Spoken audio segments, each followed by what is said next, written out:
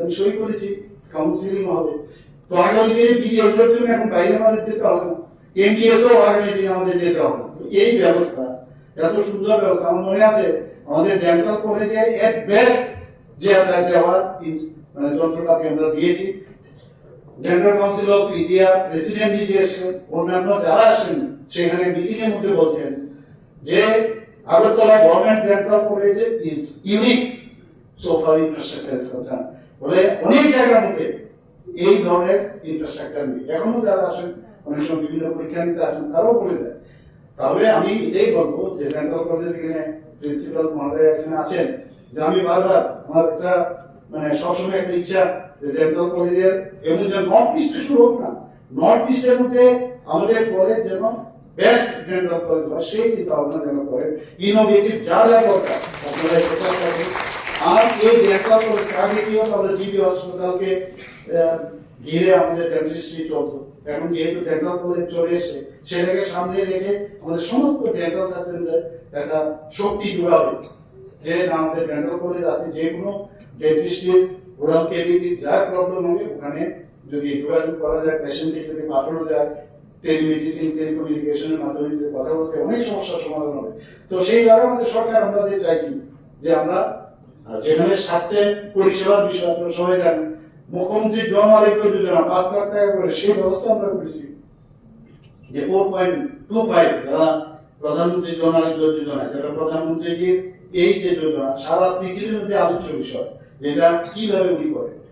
তো এতে করে তার ক্যাপিং আছে, এই ক্রাইটেরিয়া থাকলে তবেই তারা পাবে। আমরা কি করলাম যে না, যারা আরো প্রায় 4.25 অর্থাৎ এই যে পপুলেশন তারা যেহেতু এই সুবিধা আসছে না, সেটাও মুখ্যমন্ত্রী জন আরোগ্য যোজনায় একই ধাপে আমরা করেছি। এতে যে অনেকে প্রশ্ন করছিল, আমাদের সমস্ত জিবি হাসপাতাল থেকে আরম্ভ করে আমাদের গভর্নমেন্ট হসপিটাল সব জায়গায় এই মানে বেনিফিশিয়ারিটা আছে। তো অনেকে জিজ্ঞেস করছিল যে টিএমসি কে আমরা দিয়েছি, এর মধ্যে আইএলএস কে আমরা দিয়েছি, আস্তে আস্তে করে আরো সেই দিকে আমরা যাবো, আরো বাইরের হসপিটালগুলো আমরা দেবো। তো বিভিন্ন স্বাস্থ্য ক্ষেত্রে আমাদের প্রায়োরিটি সেক্টর, এডুকেশন আমাদের প্রায়োরিটি সেক্টর, আমরা চেষ্টা করছি।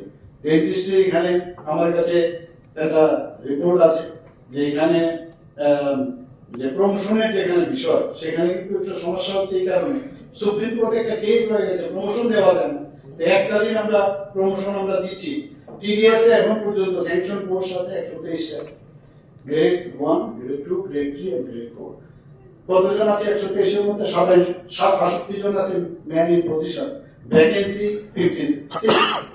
তো এখানে গ্রেড 1 এ 2 নীল, আমরা কিন্তু গ্রেড 1 এ দিতে পারছি না। এই গ্রেডেশনের জন্য এখানে পুরানো কলিগ যারা আছেন ওনারা জানেন কিভাবে আমাদের পরিশ্রম করতে হয়েছে। তখন থেকে আমাদের কোন রকম কিছু ছিল না, আমাদের সেই জায়গার মধ্যে সেটাকে আমরা করিয়েছি। গ্রেড 2 9টা পোস্ট এখন 2টো আছে, গ্রেড 3 তে 28, 19 আছে, গ্রেড 4 84, 57 আছে।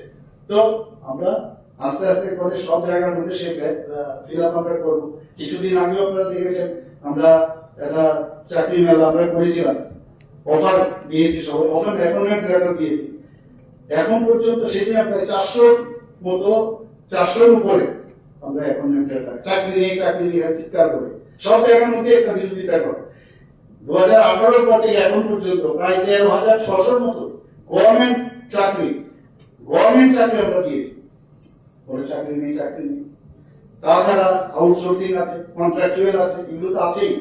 আমাদের এসএইচজি গ্রুপে যেভাবে আমাদের যেখানে 4,000 গ্রুপ ছিল, 4 থেকে 5,000, সেখানে এখন প্রায় 46,000 এসএইচজি গ্রুপ হয়েছে। আমরা আমাদেরকে মানে ব্যাংকের মাধ্যমে রিভলভিং ফান্ড দিচ্ছি এবং আমরা বলছি ভোকাল ফর লোকাল। তো চারিদিকে আমরা চেষ্টা করছি সবাই। ডেন্টিস্ট্রির মধ্যে আমি বলবো, অনেকে কেউ যদি মনে করে যে ক্লিনিকটা আমরা করবো, ক্লিনিকের জন্য আমি কিছু লোন লাগবে, সেই ব্যবস্থা আমাদের গভর্নমেন্টের মাধ্যমে, ব্যাংকের মাধ্যমে আমরা সেটাও করতে পারি, কোনো অসুবিধা নেই।